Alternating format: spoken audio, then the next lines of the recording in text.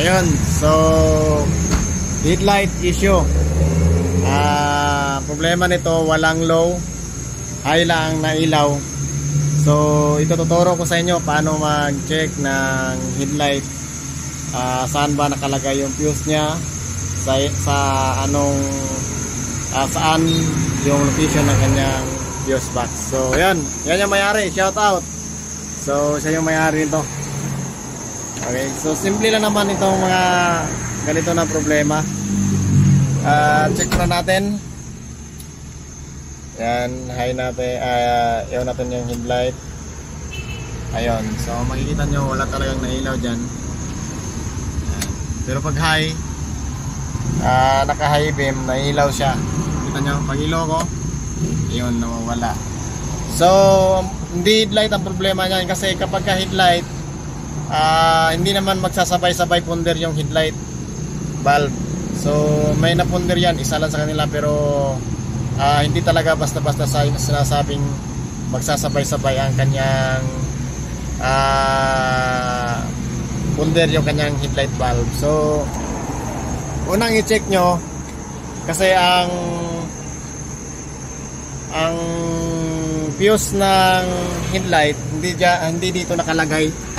Dito sa may maraming fuse dito sa ilalim ng yan. At saka kung titingnan nyo naman dito sa kanyang diagram, yan,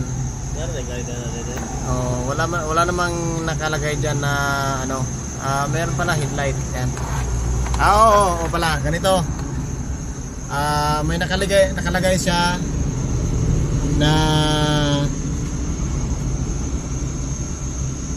headlight left side, fuse sa left side dito banda sa driver, at saka may nakalagay din na headlight right side. Pero yung tanong, bakit sabay-sabay nawala yung low na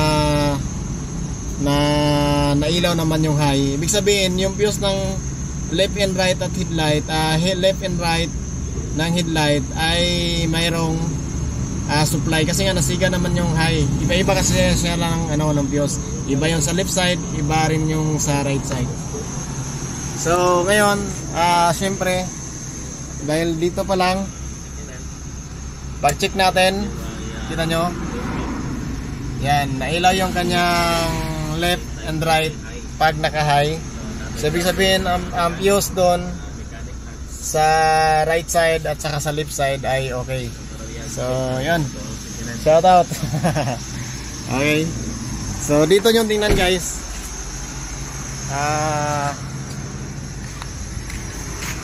Buksan nyo yung upuan ng left side na upuan sa passenger side. So siyempre pag na-open nyo yan, makikita nyo may fuse box dito sa may air cleaner banda. Buksan nyo lang ito. Kasi talaga mga low talaga ang problema nito. Usually low ang nawala. So ayan.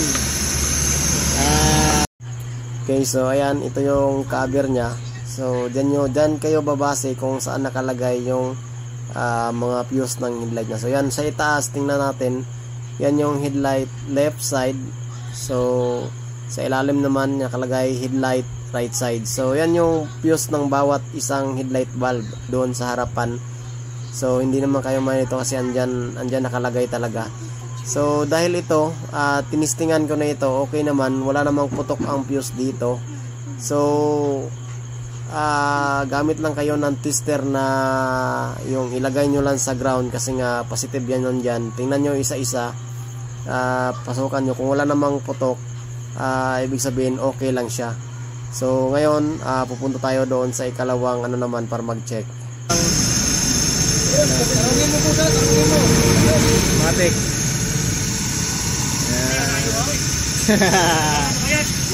So ayan, ito yon guys. Yan yung dalawa. Yan yung sa headlight left side. At itong sa ilalim ay yung may color blue. Yan yung sa headlight right side. So makita nyo naman sa kanyang takip. So actually guys, na check ko na ito kasi nga hindi ko na napakita paano ko na testeran yan, pero simple basic lang naman. Itusok nyo lang yung tester nyo dyan, so makikita nyo pag umilaw lahat, ibig sabihin good yung fuse nya. Ayan, so dahil okay yung mga fuse nya, okay rin doon. So dito talaga tayo pupunta sa kanyang tinatawag na combination switch. So ito, madali lang naman ito kasi hindi talaga maraming wire. Okay, so ganito. Yung ground na yan, yan yung susupply dito sa kanyang high and low. So ito yung high and low. Itong red na may white, yan yung hindi ko sure kung high and low, sa kanyang high and low dito. Yan, madali lang yan i-testingan guys. So basic lang naman ang technique nito. Itong ground na ito, so supplyan natin yan dalawa kung saan yung high and low. Kung iilaw ito, ibig sabihin walang problema doon sa fuse, ang problema dito sa may combination switch nya. So yun, tingnan natin at sana maging okay na ito. Bro, gagawin ko. Hanapag.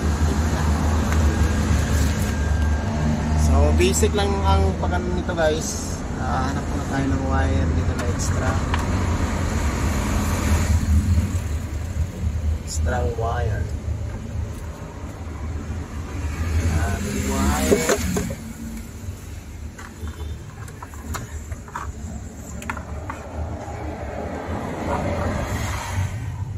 Power steering.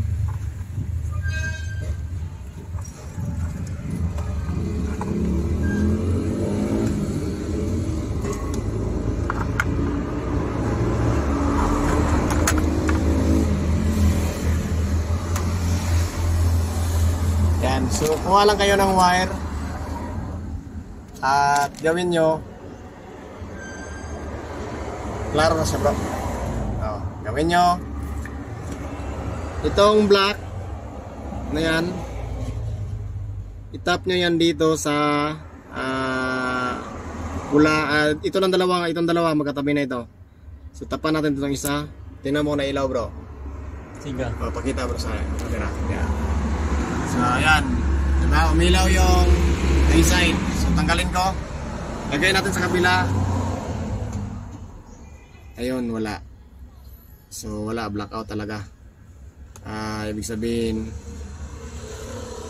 ayaw nyo umilaw, oh. Tingnan nyo, ayaw nyo talaga. So dahil kumpleto naman dito, kung mag-tester kayo pwede rin. Pero yung light nyo, yung test lamp nyo, ilagay nyo sa positive side. Kasi ground ang binibigay ng switch. So ngayon, dahil wala talaga dito, hindi mahanap-hanap. Next, ano naman tayo? Next move. So punta kayo dito. Dito.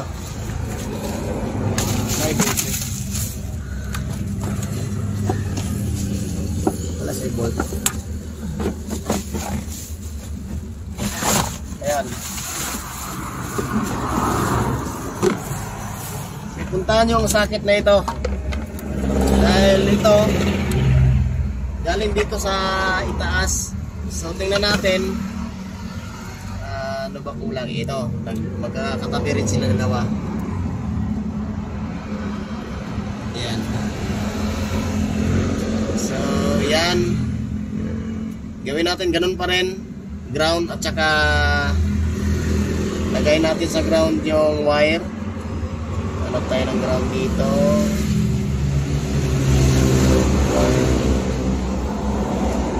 Ground.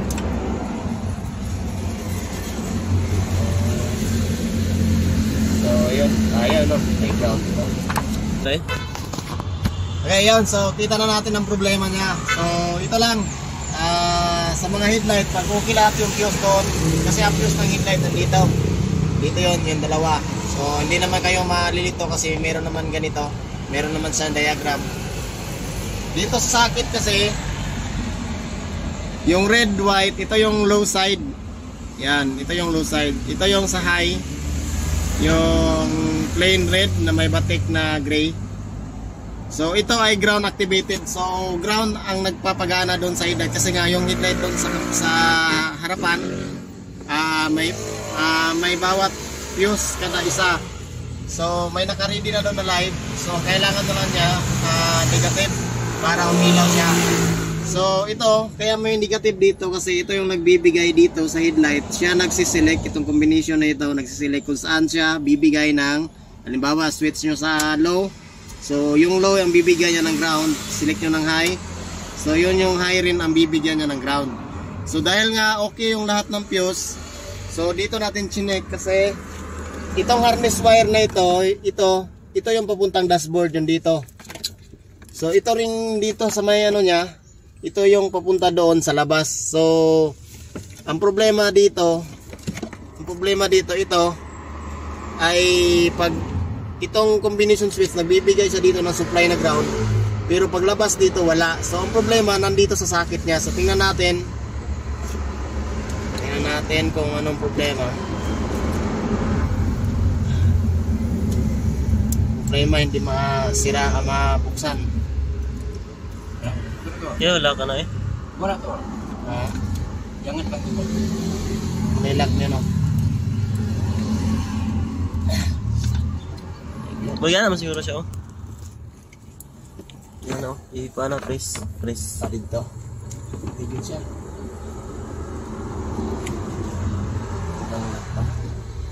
Sige ni.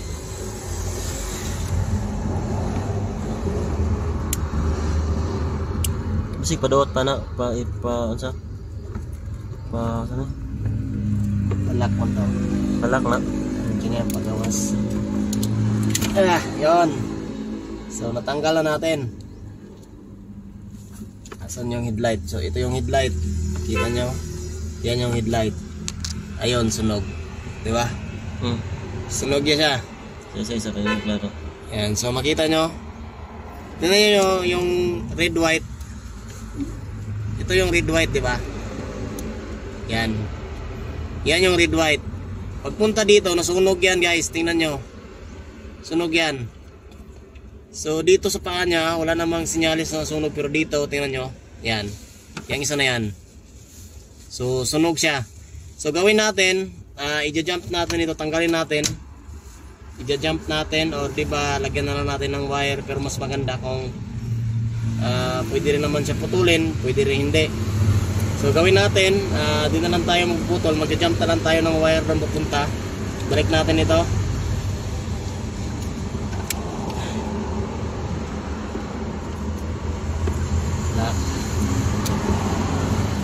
So balik natin. So yung red white na yan, at red white dito, lagyan natin ng wire.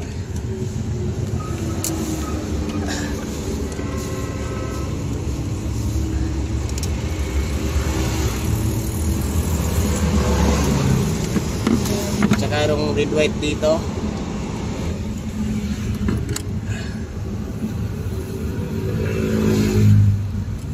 Okay. So ito dahil maganda naman ang wire na klase ito, kasi nga automotive wire ito na ano talaga. Ito lang gawin natin siguruhin nyo lang yung paglagay nyo ng na talagang dapat makapit siya. Then tap natin dito sa kabila, dito sa red white nya.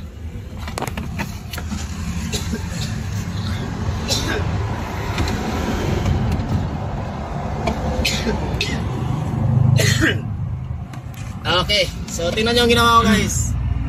Tinap na natin yan kasi nga sunog na doon sa kanyang iwan ko ano bang term dyan, basta yung sa sakit na sunog na. So ngayon gawin natin, check natin kung mapapailaw na ba natin ito. So yan, the moment of truth. Okay, so kuha natin. Yan, naka park light na. Ayun, diba? Okay, so yan, umilaw na yung kanyang low side. High, low. Okay. Troubleshoot ng headlight pag mawala yung low or high, yun lang nyo, tingnan nyo dito. Ito lang naman dalawa talaga ang niya. supply. So, ang headlight ng mga transformer, walang relay po. Walang relay ang mga transformer. Iwan ko kung sa iba, sa D17. Pero walang relay. Ibig sabihin, direkta siya na bumibigay doon ng negative sa headlight bulb. So, may nakaabang doon na fuse na positive, left and right. So, nandito yung fuse niya, yung dalawa. Ayan, pakita natin para mas makita ng mga viewer at basher natin. Ayan. So hindi naman kayo malilito guys kung magtitrace kayo kung saan dito yung mga fuse ng headlight nya. Tingnan nyo lang dito, headlight left, sa ibaba headlight right. Okay, so it's L, ibig sabihin head, L, light, diba? Headlight right, headlight left. Okay, so yun lang kadali mag-troubleshoot ng At saka dito, mayroong mga diskarte dito na hindi na kailangan tanggalin para matanggal itong cover na ito. Ito, hindi na kailangan tawag ito. Pwede nyo hindi tanggalin ito ang kanyang steering wheel. So gawin nyo, hindi nyo yun lang para makita nyo yung screw dito. So balik natin, tingnan nyo.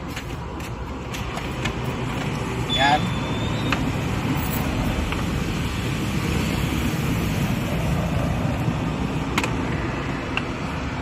Okay, yun. Pag nabalik nyo na, paano maglagay ng star screw? Dito lang, iikot nyo lang ito para makita nyo yung star screw nya. Yan. Kasi na may star screw sa loob na misalign. Yan. So, dyan nyo lang dukutin. Pero pa gusto nyo talaga tanggalin ito, tanggalin nyo na lang. Kasi nga, mas maganda rin naman kung matanggal nyo talaga lahat para hindi kayo mahirapan sa pag-troubleshoot. Ayaw nang tanggal. Yan. So, i-ano nyo lang, isintro nyo lang dyan. Saka lagyan nyo ng star screw. Yan.